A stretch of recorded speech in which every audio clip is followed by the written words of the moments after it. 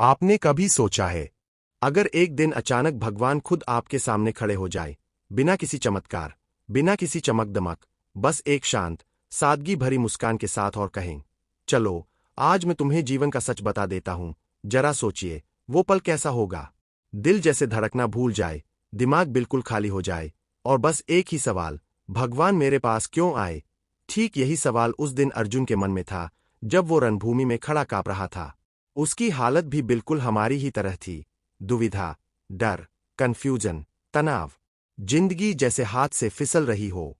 और उसी वक्त कृष्ण ने उसकी ओर देखा और कहा, अर्जुन, सुन, सच ये है कि तू अभी अपनी असली ताकत पहचान ही नहीं रहा, यही गीता का चमत्कार है। यह सिर्फ 5000 साल पुरानी किताब नहीं, यह मानव मन का मैनुअल है, एक ऐसी लाइफ गाइड जो आज भी उतनी ही ताजा है, जितनी युद्ध के मैदान में थी। नमस्कार दोस्तों, आज की इस वीडियो में हम भगवद गीता का पूरा सार, उसके 18 अध्यायों की सीख और वो रहस्य जानेंगे जो आपकी लाइफ के डर, कंफ्यूजन, ओवरथिंकिंग और स्ट्रेस को खत्म कर सकता है। यही कारण है कि गीता को मानव जीवन का मैनुअल कहा जाता है। कुरुक्षेत्र का युद्ध सिर्फ दो सेनाओं की भिड़ंत नहीं था, बल्कि वो संघर्ष था जो हर इंसान के भीतर रोज चलता है। बाहर भले ही तलवारें थीं, लेकिन अंदर डर, शक, भ्रम और भावनाओं का तूफान था। अर्जुन आज की तरह ही कन्फ्यूज था, आगे क्या करना है, यह नहीं समझ आ रहा था। डर था कि कहीं गलत फैसला न हो जाए, उसे लाइफ किस दिशा में ले जाएगी, यह साफ नहीं दिख रहा था। और उसकी तरह हम भी कई बार खुद से वही शब्द कहते हैं, मुझसे नहीं होगा, मैं अकेला हूं, सब गलत हो रहा है, मेरी जिंदगी हाथ से निकल रही है। लेकिन ठीक उसी मोड़ पर कृष्ण कहते हैं, उठो, ज्ञान लो और आगे बढ़ो। समस्या कभी खतरनाक नहीं होती, खतरनाक होता है हार मानकर बैठ जाना। कृष्ण अर्जुन को कहते हैं, पहले खुद को समझो, फिर दुनिया खुद समझ आने लगेगी। गीता हमें लड़ना नहीं सिखाती, बल्कि टूटे हुए मन को जोड़ना, डर को हराना और अपनी खुद की शक्ति को पहचानना सिखाती है। कुरुक्षेत्र बाहर भी है और भीतर भी, लेकिन जीतता वही है जो भागता नहीं, समझता है और खड़ा हो जाता है। यही वो समझ है जो आज आप भी इस वीडियो में सीखने वाले हैं। अब गीता का सबसे बड़ा रहस्य, कर्म पर ध्यान, फल पर नहीं। हम मेहनत तो करते हैं, लेकिन दिमाग रिजल्ट में अटका रहता है। व्यूज आएंगे, फेल हो जाऊं, मेहनत का फायदा मिलेगा, यही एंग्जाइटी शुरू कर देती है।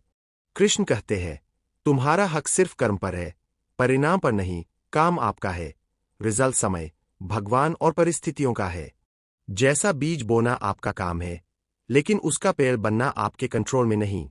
यूट्यूब चैनल चले या न चले, रिस्पेक्ट मिले या न मिले, वायरलिटी आए या ना आए, यह सब रिजल्ट है। लेकिन काम करना, ये आपका धर्म है। जब आप कर्म पर ध्यान देते हैं, मन अपने आप शांत हो जाता है। फिर आता है कृष्ण का पहला संदेश, तुम शरीर नहीं, आत्मा हो। अर्जुन डर से कांप रहा था, उसकी हिम्मत टूट चुकी थी। तभी कृष्ण बोले, आत्मा ना जन्म लेती है, ना मरती है, यह सिर्फ दर्शन नहीं, बल्कि एक झटका है। अगर आप असली रूप से एक अनंत आत्मा हो, तो फिर डर कैसा, स्ट्रेस कैसा, फेलियर का क्या डर? ब्रेकअप, लॉस, इंसल्ट, सब टेम्पररी है। आपकी आत्मा को छू भी नहीं सकते। आत्मा गिरती नहीं, बस सीखती है। आप जितना सोचते हैं, उससे कहीं अधिक मजबूत है। गीता आगे कहती है, मन ही मित्र, मन ही शत्रु। हमारा सबसे बड़ा दुश्मन संसार नहीं, हमारा अपना अनकंट्रोल्ड मन है, जो विस्पर करता है, ये तेरे बस की बात नहीं, कल कर लेना। अगर फेल हो गया तो यहीं से इंसान रुक जाता है।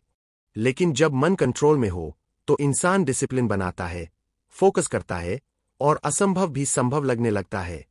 दुनिया को जीतने का पहला कदम है अपने मन को जीतना।